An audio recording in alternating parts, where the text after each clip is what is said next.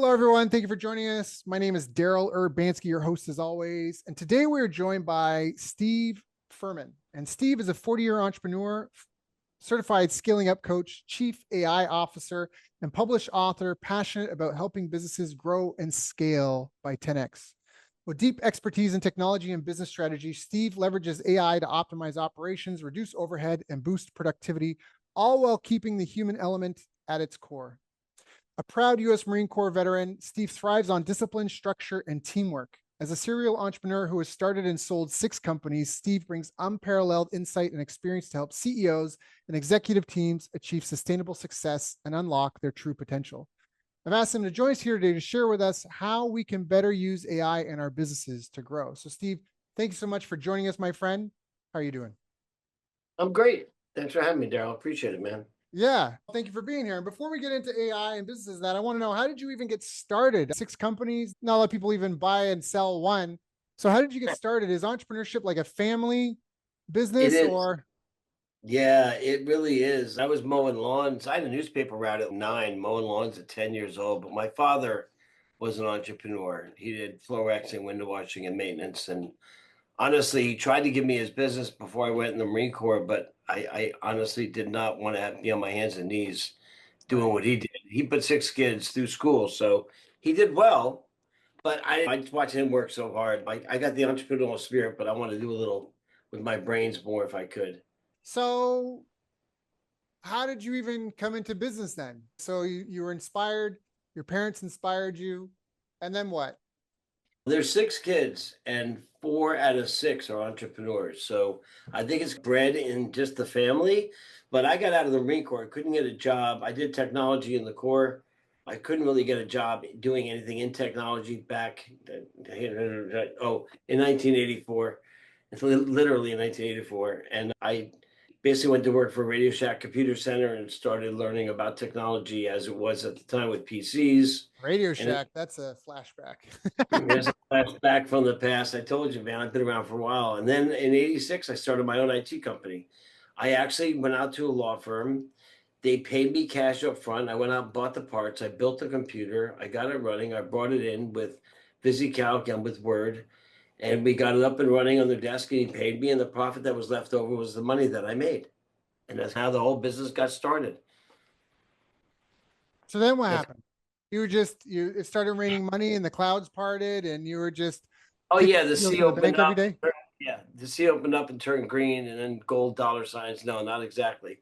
Then I basically started marketing my services. I started getting referrals, and before I knew it, it was like 10 years had gone by almost. Or let's see, 2003, I started my sec. I take it back. In 1998, I built an internet cafe. Hmm.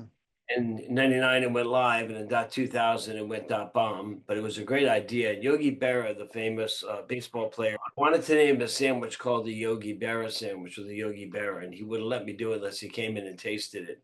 I'm in New Jersey. His town was the next town over, so he actually came in and tasted my sandwich and sanctioned it. I don't know if that's any claim to fame, but That's I thought awesome. it was pretty cool. That Yeah. is cool. That bomb hit and everybody had computers at home, and people didn't have to come play Minecraft and Mine War or Warcraft rather in the Yeah. cafe. They could do it from home. And then like time went on, I kept my IT company. I was still up and running in business. I was still servicing clients. I was growing and scaling. And in 2003, I started doing online data backup. I've always had a knack. I'm not one for tooting my horn, and you'll see over the podcast. I'm not going to be like, ooh, I'm so great. It's not my thing. But I've always had a vision to see the future of what's coming down the pike. And Hmm. I'll get to that when I start talking about AI and what I think is going to happen. But I started doing online data backup, and it was $40 a gig. I spent $100,000 for my first 1 terabyte license. I just paid Apple on my bill $2.99, Yep. or maybe it was $9.99 rather, for 2 terabytes. Right. A comparison of storage pricing. So people only backed up their accounting data, but it was offsite. So in a disaster, they can restore, they can get back up and running, and that's what it really was all about. And then I started a reseller channel from there. So then I had a reseller company that I built, and I started growing and scaling on. And then I started doing just this thought process of seeing the next vision of, this is great, backing up and restoring your data is awesome, but what if you were never down? What if you never lost your data? What if you never had to actually shut down operations? You could just run, or whether it's a hurricane or a Mhm. flood or whatever. And I started thinking about what we call now the cloud. Cloud, which Yeah, is but actually just someone else's computer, just for those that don't yeah, know. basically, yeah, the cloud is your data in a data center somewhere else, basically, and you get access to it. But back then, we didn't call it the cloud. We didn't know what the hell the cloud was. It was a data center. And so I started working with Microsoft. We built what I called BIAB, or Business in a Box, because everything's got to have an acronym. Yep. And Business in a Box was a hosted web server, hosted file server, hosted mail server, proxy server to get in and out to places. And we would replicate that to our data center. Mm. And that was great, but it was clunky because if they went down, we'd have to do one little quick switch and poof, they were back up and running, and they were maybe a minute behind in their time. So it was pretty close to real time, but it wasn't 100% live real time. And we decided to scrap it, Microsoft, and it was my idea of Microsoft's cash to put it together. But we decided to scrap it. And I started thinking, I'm not the only person in the world that thinks this way. I'm smart, but I can't be that smart. And I found this company out of the UK called ThinkGrid that had built software that would allow you to spin up a server and a virtual desktop elsewhere. It happened to be in the UK at the time.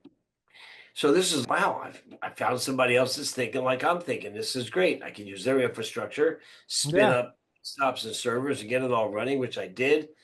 And we overloaded them with 400 clients. And before I knew it, everything went to a slow crawl. And my clients didn't like that. They're a little ticked off on that. So I'm like, there's got to be something better. And I started looking, and I found this company in California called ThinkGrid. And not ThinkGrid, I'm sorry, Cloud Nation, which had a great name. And Robert Christian was the owner of Cloud Nation, and he really was a great engineer. But and Robert will tell you himself, I'm just not the sales guy. It's not my thing. So I really couldn't sell it. I had a bunch of clients. I needed to get off of some really bad environment that was good for the idea, but wasn't as functional because of the equipment they used. So I basically sold my backup business, and I bought Cloud Nation and moved all my clients over.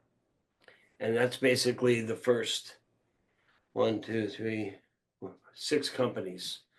And then in 2016, I merged my two companies, CompuNet Computers, my IT company of 35 years, and my cloud business, Cloud Nation, to grow and scale. I went from 3 million to 8.5 million, 12 employees to 35 employees. I'm like, this is it. I made it. This is awesome. Trying to get to, I'm here. I got a lot of cash now. Things are good. We're gonna make a lot of money. And a year later, my partners fired me. And I didn't realize at the time, boy, I'll tell you, this is really the lessons you learn the hardest way, I think, are the best lessons to learn. And they basically fired me, and they tried to steal my business and steal my clients and steal my intellectual property and my cloud and everything else. And it took me 2.5 years of a lawsuit. I won, I settled, cost me a heart attack at the same time. But you know what? It's all about, I'll talk about my book later, but it's all about mindset. And I just moved on. And that's how I started and grew my IT side of my businesses. And then because of the lawsuit, I really couldn't work in the IT industry. And quite honestly, I had enough. Done. Yeah, you're good. Yeah. It was enough. I'm getting older in the years. I want to be lugging equipment around and pulling wires through ceilings and climbing under people's desks and installing Right. desktops. So that was enough of that. So that was a great overview. What were some of the biggest lessons, and what would your advice be to someone about to follow in your footsteps on a similar? I don't think I do anything differently in terms of my technical companies and my growth in that regard, except I wish I had a coach sooner in my career to guide me and help me along because you don't know what you don't know. And I started going to the strategic coach up in Toronto under Dan Sullivan. Yep. And I learned under Dan the last 6 years I was there out of the 13 years I spent at the strategic coach.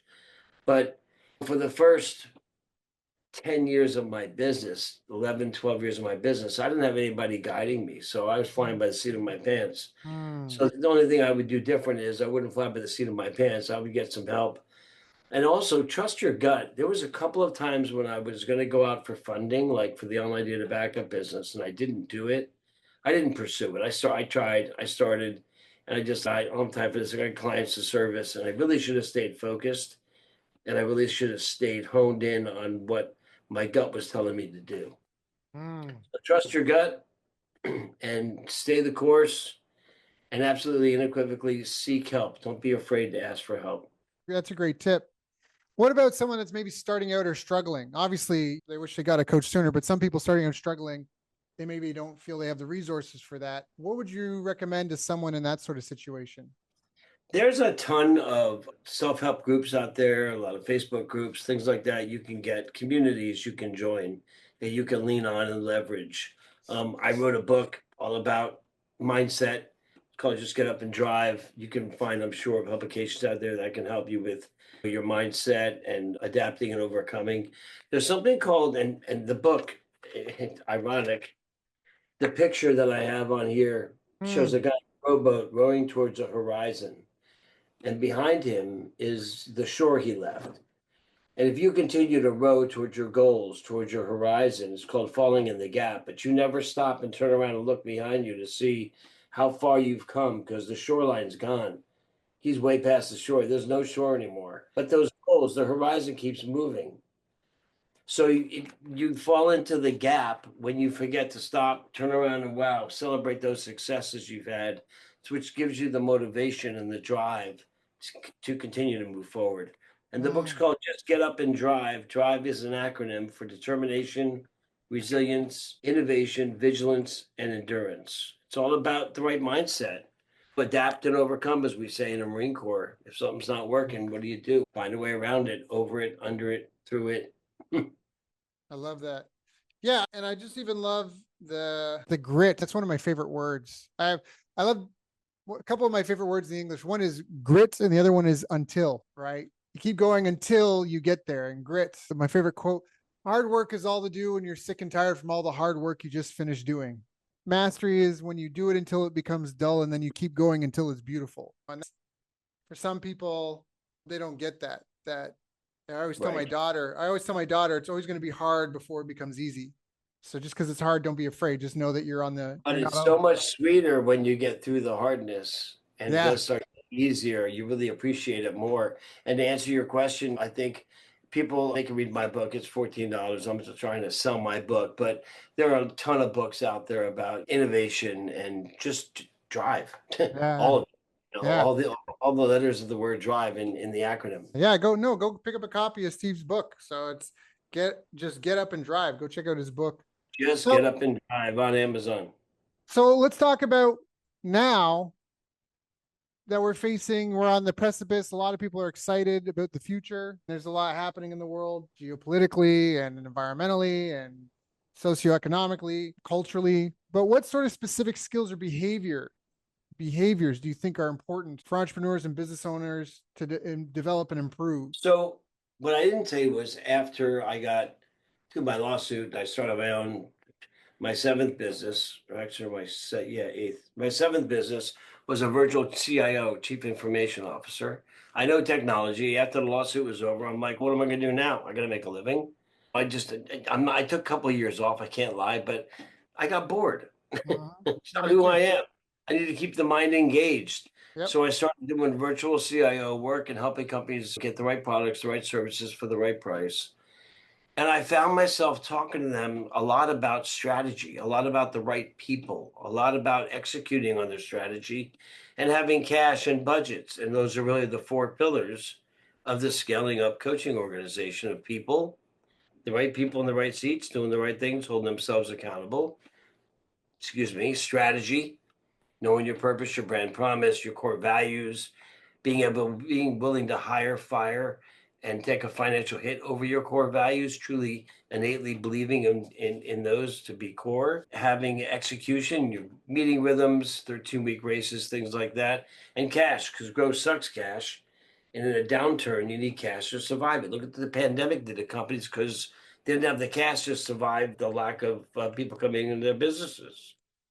So I'd become a certified scaling up coach, and I still have one CIO client that I still deal with. But basically, I wanted to help other business owners not struggle and go through some of the things I've done and I've lived through. The, when I'd help them do it easier, better, faster, 10x, 10 times the speed I did it in. So I became a certified scaling up coach to help everybody else be able to grow and scale a lot faster. And that's built around the 4 pillars. So it's having the right people and accountability and rhythms to support them, having Yep. the right strategy, which is purpose, brand promise, and values. Of And course, there's more. There's knowing There's your right more. fishing hole. Yeah, there's always like what fishing hole do you fish in? Who's your right fit client? Yep. Staying focused, having a real good laser focus on what you're trying to accomplish and not get waylaid by a shiny object squirrel, which happens to most entrepreneurs. Yep. They get squirreled out, we like to call it. And And then then cash and budgets. yep. I love it. I love it. I love And it. being able to really look at this is scary, but so true. Most business owners, especially like smaller entrepreneurs, couldn't tell you anything about their P&L and their balance Yep. sheet, profit Yeah. loss and their balance sheet. Can't even read it. They have no idea what EBITDA even stands for. And what they need to do is they need to really take the time. And I'll even throw a book out there. I make no money on this book. This is from Mike McAllowitz, Profit First. Ah, And that's such a good book. oh, Yes. yes, it is a great book, but read Profit First. It's a small little book. It's not very big. Mike McAllowitz. It's a great book because it teaches you to take your profits and to watch your cash Yeah. and make Yeah. sure that you put money away to pay your taxes. And there's Yeah. different bank accounts, and you'll Yeah. get the hang of it when you read it. But that's a really Yeah. good. Well, we actually made for some of our clients, we actually have a spreadsheet that we use.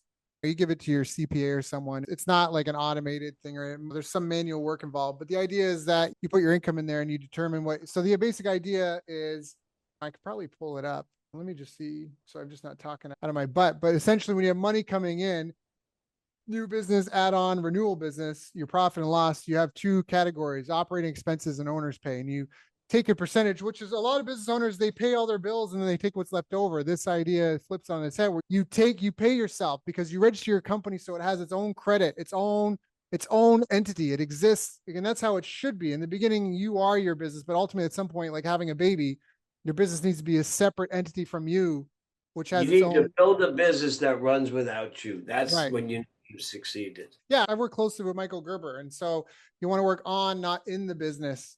And so Yep. the owner's pay is something that you pay yourself a percentage, you give yourself a salary essentially.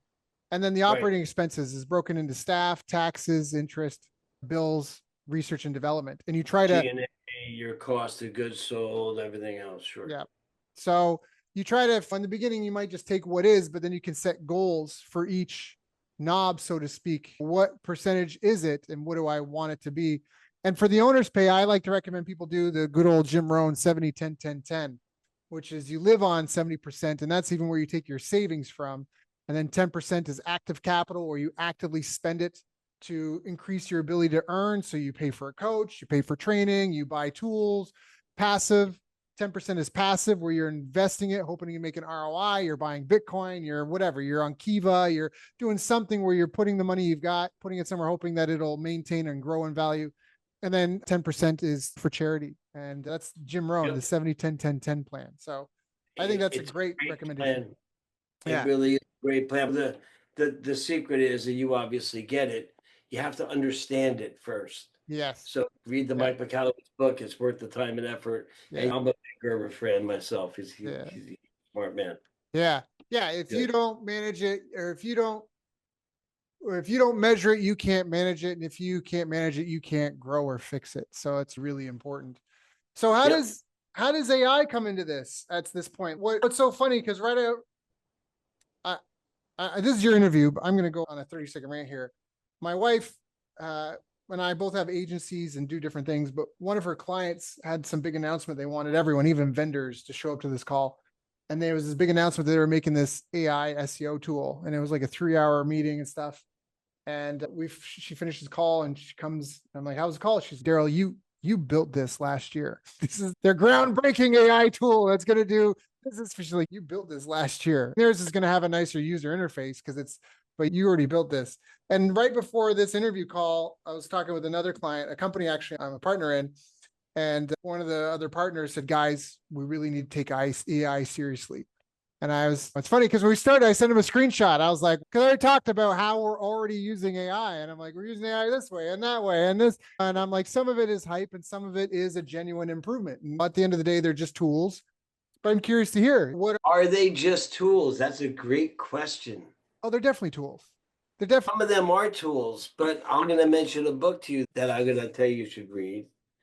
The AI Driven Leader by Jeff Woods, Geof Woods.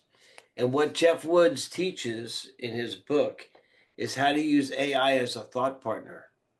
Yes. So AI is a tool. There are plenty of tools. I can create you a song in 3 words of a prompt using Suno. I Right. can create you 11 labs. I can speak in 19,000 different languages using HeyGen and 11 labs for my voice. I can do all kinds of cool stuff. Smoking beers, it's all great. But those tools don't have an application or a problem that they're solving. Who cares? At the end of the day. So I got certified as a chief AI officer for a couple of reasons. A, like you, I started doing AI stuff before AI was AI. In 2023, I started using AI for my coaching clients. Mm-hmm. Because I would get, let's say, 6 DISC reports, modus operandi, how people think, how they function, who they are. If for those of you that don't know what a DISC report is, I would take 6 executives' DISC reports. I'd load it into ChatGPT, and I would say, please analyze this. Yeah. And then I would ask you questions. Tell me who would get along, who wouldn't. How functional or dysfunctional is this team?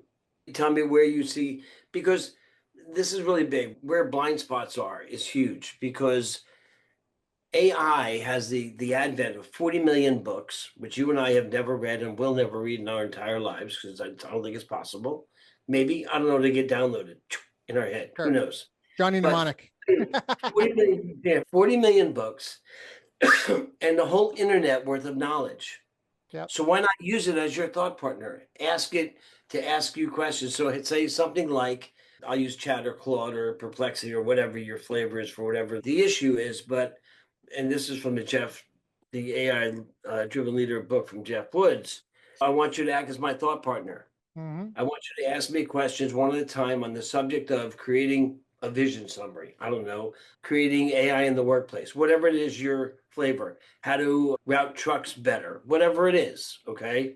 And then tell it, ask me one question at a time until you get enough information to give me a summary and give me a report or give me an output of whatever. There's 3 rules in AI that you need to know about: role, context, and output. So the role is, I want you to act as my thought partner.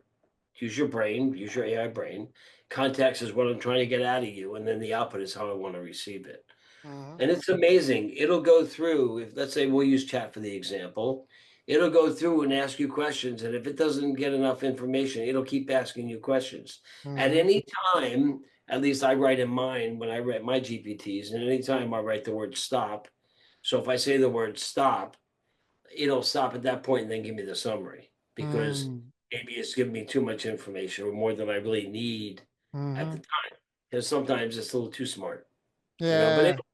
I started using it for my own clients. I was looking at Cash Flow Story, and Cash Flow Story is a program that is scaling up we use to help us understand your cash flow over the last 3 or 4 years and look at trends.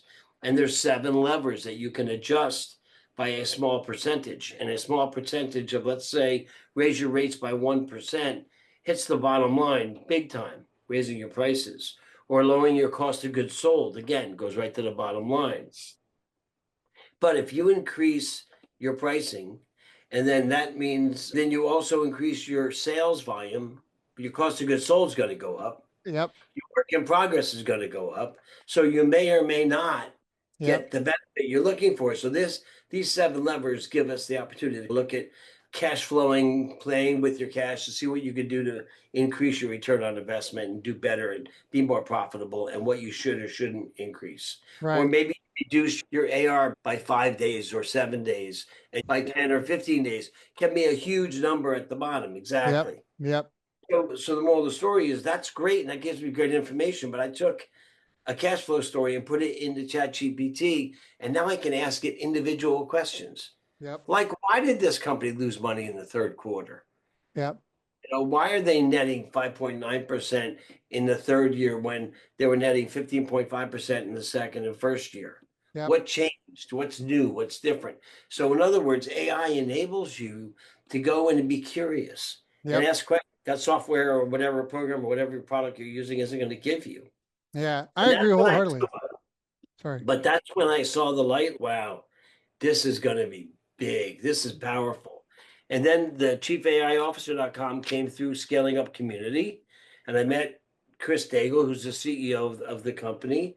And man, I feel like a kid in a candy store, like it's 1986 all over again.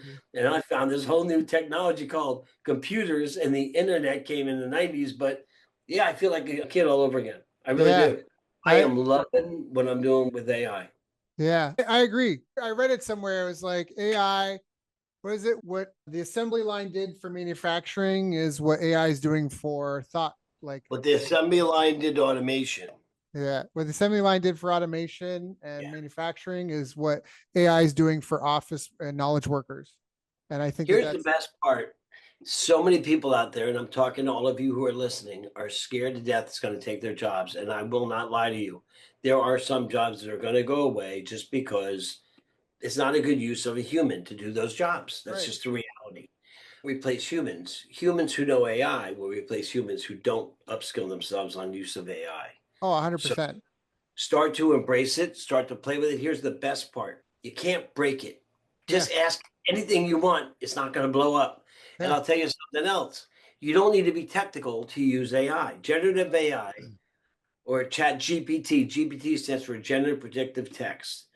That means it's going to predict the next thing that's going to happen, or it's going to come up with the prediction of it because it runs the models in millions of a second and figures it all out. But if you are a writer or a good communicator, or you're just really good at having a conversation with it, you're going to get some of the best output from it, Yeah. better than the tech nerd.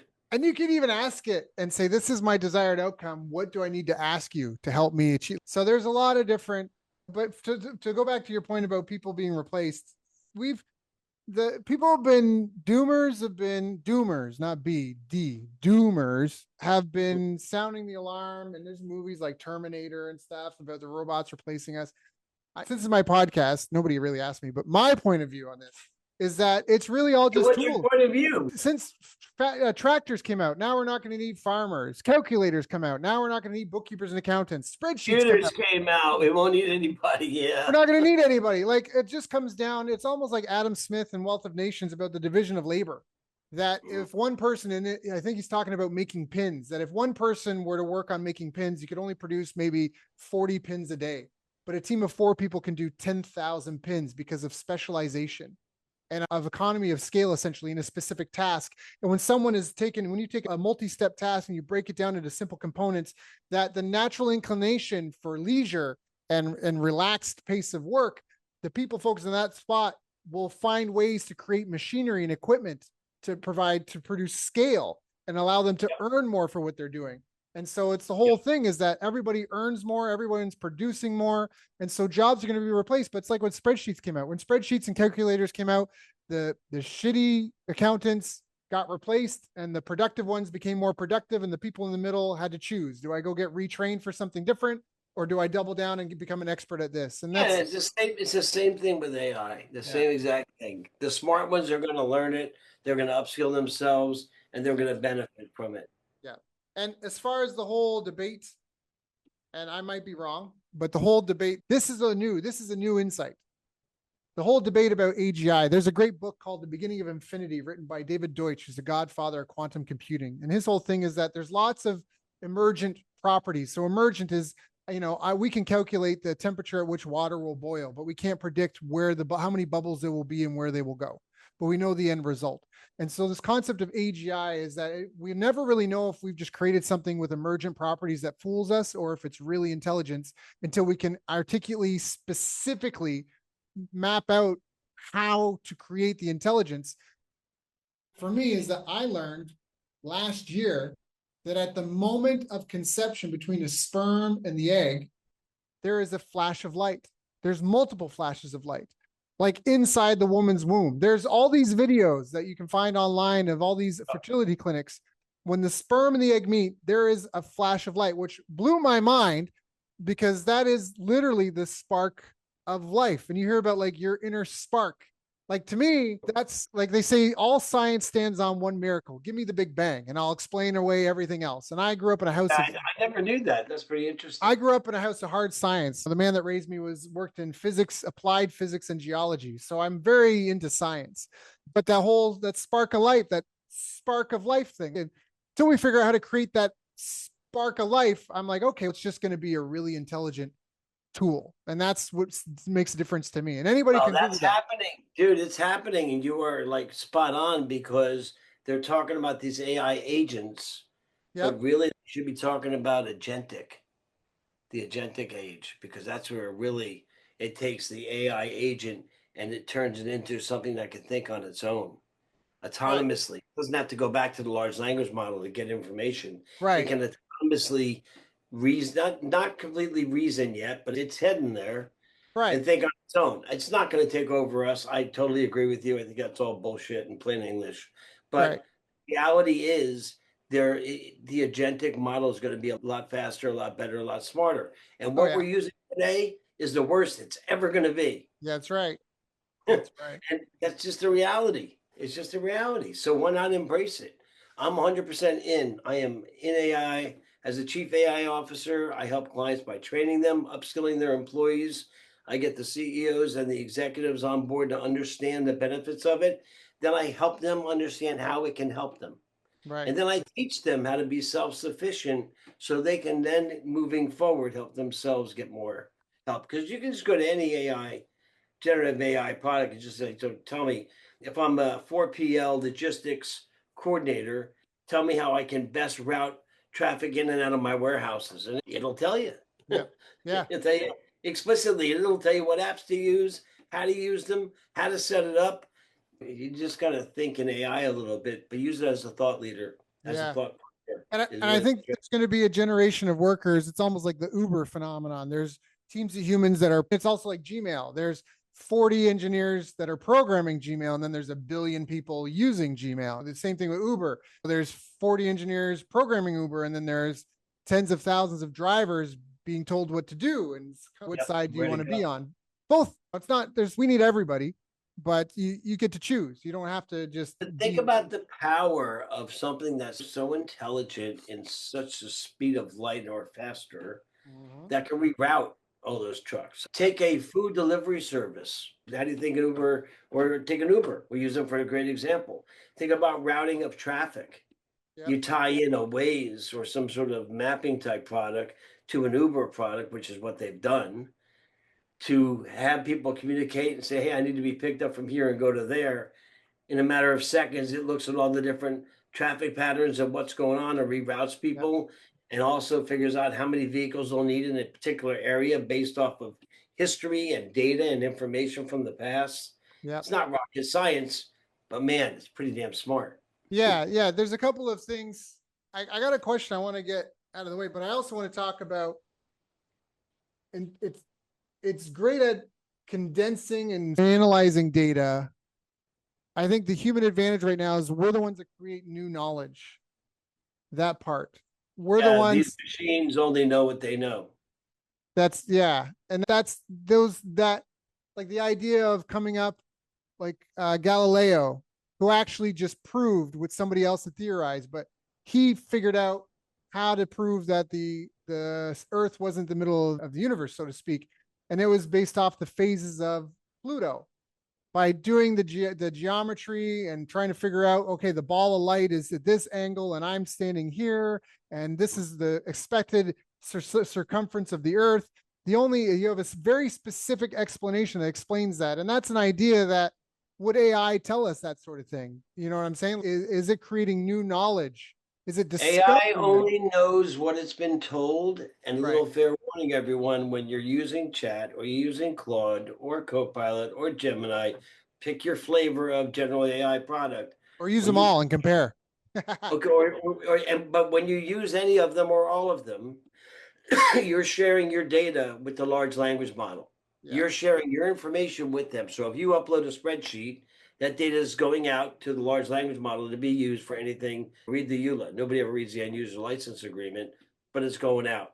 So Right. what I would caution you is if you're going to start using it in your business, think about ethics and think about governance and have large language model that's privately owned. So you Mm, can have your own enterprise large language model that stores the data locally to you only and accessed by you and your company only.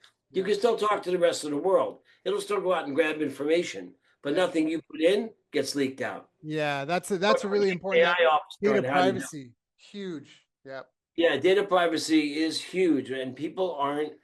It's good and it's bad. You got this great technology, and everyone's like using it, and going, "Wow, look what it's doing!" And, oh, let me load all my stuff in there, and I'm thinking to myself, Yeah. stop! Don't load anything, Yeah. because who's watching?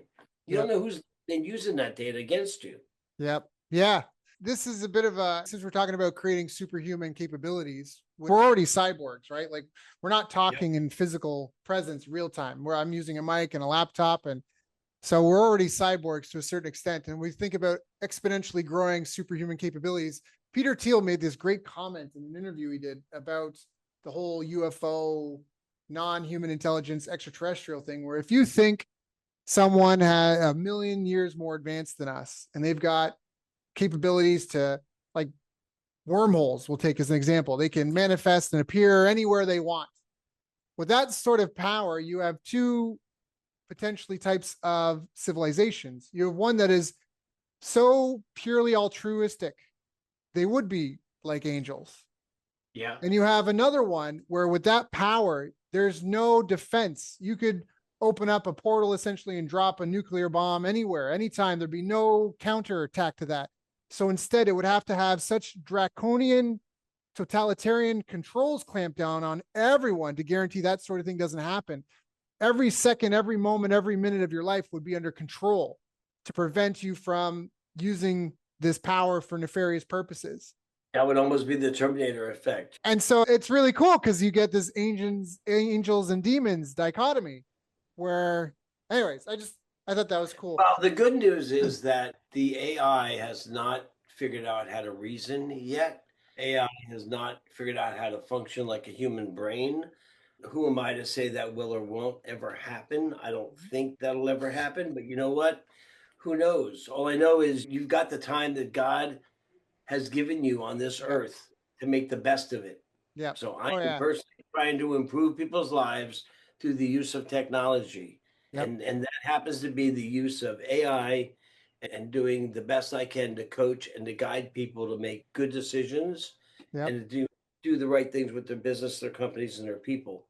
And it's really all centered around people. Everything is always around the people. So how do we use AI to grow sales? There's lots of ways. You can set different automatic social media prompts that go out. You can set automated blogs, like for instance, so I do a lot of blogging, I do videos, I do social media posting. You can set it up automatically, like I've done, to do it for you. I do what's called 10-80-10. 10% my ideas, 80% I let AI do the work and the bulk of it, and 10% I humanize it. Make sure that it makes sense. I check it. Always keep a human in the loop. Mm-hmm. The key. I don't care what you're doing, but you really want to have a human in the loop. At some point, you can get it to where it's 100% can run autonomously, and that's great. But you really want to keep a human in the loop for a Yep. while to make sure everything's working right, and every so often spot check it to make sure Yeah. it hasn't gone awry because That's things right. happen. Yeah. That's important because machines can't go to jail. But And they if you can't program think, a so they're robot, just going to do. yeah, if you program a robot to seek and destroy every chimpanzee it comes across and there's no human there, it's just going to run until the battery runs out. So that's really important. All right, you're talking about using AI for some of the marketing processes. What are some of the other ways that you found that AI is really helpful in terms of generating leads and even closing deals? That's the one everybody wants to find out how to make money and how to make it quick and easy. And the reality is that it's like anything else. AI can augment your marketing efforts, but marketing still has to be done with the human touch. That's just all Mhm. there is to it. We are a set of creatures that like to interact with each other. That's who we are, and that's how we were built. But some of the things you can do is you can have it write scripts, you can have it do test marketing, test A and B, marketing for you. You can have it create landing pages. You can have it create offer docs. I've got some GPTs that will, can I show my screen on this thing? Sure, you can. For those that can see, you go ahead and take a look. For those that can't, make sure, let's talk through, try to make sure that we Yeah, explain what I they're showing. will try and verbalize what you're seeing so that this way you get it too. So let me just share my screen for a minute. So you'll notice on the left side of my screen, I'm in ChatGPT, but I have Trust GPT or Offer Doc or Optimize Prompt or Build a Business or New AI. So this is a fun one, new to AI. I wrote a prompt that's very simple, and I'll show you the code behind it. There's nothing special here. In the instructions, I basically told it, I gave it a role. I am new at using AI and I don't understand what it could do for me. I'd like you to interview me by asking me one question at a time to help me identify relatable ways I can leverage AI at work. Ask me for my industry, colon. Ask me for my job role at my company, colon. Ask me for my current work challenges are. Again, that's a question mark. And once you get all the answers, start the interview.